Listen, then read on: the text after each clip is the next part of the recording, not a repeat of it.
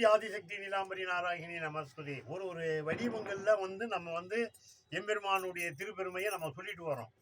இப்போ நாலாவதுடைய சிறப்பு, 3 ஆழ்வாருடைய சிறப்பை பார்த்தோம். நாலாவதுடைய அடி திருமிசை ஆழ்வார் அப்படின்னு. இவர் திருமிசை ஆழ்வார் சுதர்சனம் எனும் ஒரு சக்கரம் பெருமானிடம் போயிருக்காரு. 5வது ஆழ்வாரு நம்மாழ்வார்.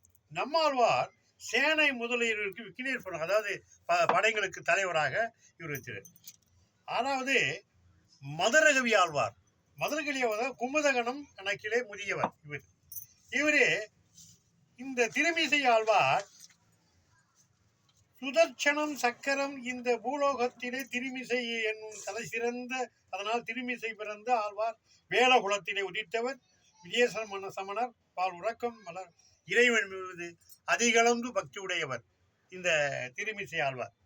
அவர் முடிவில் எம்பெருமானுகிட்ட போய் அவர் சரண் அடைஞ்சிறார் அவருடைய சிறப்புல. அதுக்கடுத்து திருமாலின் கூத்தாழ்வார், 5வது கூத்தாழ்வார். திருமாலின் 5 ஆயுதங்களில் ஒன்றான கௌமோதிகி என்னும் கதையுத்தின் அம்சமாக தோன்றியவர். இவர் தமது பூத உடல் திருமாலின் சேவைக்காகவே படைக்கப்பட்டது என்று நினைத்து திருமானுடைய திரு தலங்களெல்லாம் சென்று பல தலங்களெல்லாம் பாடல்களெல்லாம் பாடி கடைசியில் எம்பெருமானுடைய சிறப்பிலே இந்த கூத்தாழ்வார் எம்பெருமானுடைய சிறப்புல போய் சென்றார். அதுக்கடுத்து திருமாலினுடைய சிறப்புல போய் சென்றார் நம்மாழ்வார். இவரு 5வது நம்மாழ்வார். சேனை அம்சங்கள் அவதரித்து ஒரு சமயம் மறுவாழ்வாராத திருமாலின் இதற்று பகை வைக்கப்பட்டது. கண்ணங்கடலிலே என்னும் மனமுடையோர் என்னும் திருநாமம் உடையவர் இந்த நம்மாழ்வார். எம்பெருமானுடைய திருநாமத்தையே சொல்லி கடைசியில எம்பெருமானுடைய திருப்பாதத்துல அவருடைய சரணகதியிலே அடைஞ்சார். 6வது மதுரகவி ஆழ்வார். இவர் மதுரகவி ஆழ்வார். குமுதம் என்னும் கணபதியின் அம்சமாக பிறந்தவர். ஆழ்வாரின் பிறப்பு அதிசயம். ஆனால் அவரது சிறப்பு சொல்லெல்லாம் செயலெல்லாம் எம்பெருமானுடைய திருநாமத்துடைய பெருமையை அவர் சொல்லி ஹரிஹரி நாராயணா என்று சொல்லிய இந்த 6வது அடியும் மதுரகவி ஆழ்வார் வைகுண்டம் போய் எம்பெருமானுடைய திரு ஆயுதத்திலே கலந்து அவருடைய அருகிலே அமரப்பட்டார்.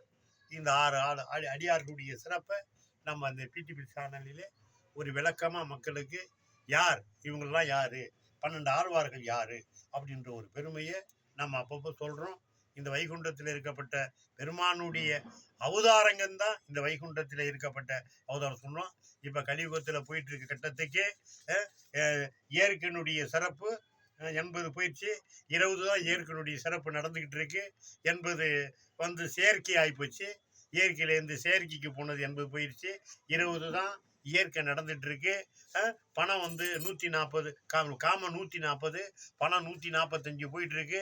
200 கிட்ட போனீங்கன்னா பூமி சரம், இந்த பூமி கீழே போயிடும், மேலே கீழே இருக்க பூமி மேலே வந்துடும். ரொம்ப எதிர்பார்த்துட்டு இருக்கா. அதனால தெய்வத்துடைய சிறப்புகள்லாம் இப்போ கிடையாது, ஆதி காலத்து கிடையாது. ஆதி காலத்துடைய அரசனுடைய ஆட்சியில தான் தெய்வத்துடைய சிறப்பு இருந்தது. எங்கெந்த எந்தெந்த தெய்வம் எங்கே இருக்குன்னுன்றது தெரியாம இப்போ மக்கள் நடமாடிட்டு இருக்காங்க. அது மாதிரி நம்ம எதுவும் சொல்ற மாதிரி இல்லை. அம்பாளுக்கு தான் தெரியும் என்ன நடக்க போகுதுன்னு சொல்லிட்டு இருக்கா. இவங்க 6 அடியாரை நம்ம பார்த்துட்டோம். அதுக்கடுத்து யார் வாரார் பார்ப்போம். ஓம் ஆதிசக்தி நீலாம்பரி நாராயணி நமஸ்துதே நமஸ்துதே நமஸ்து.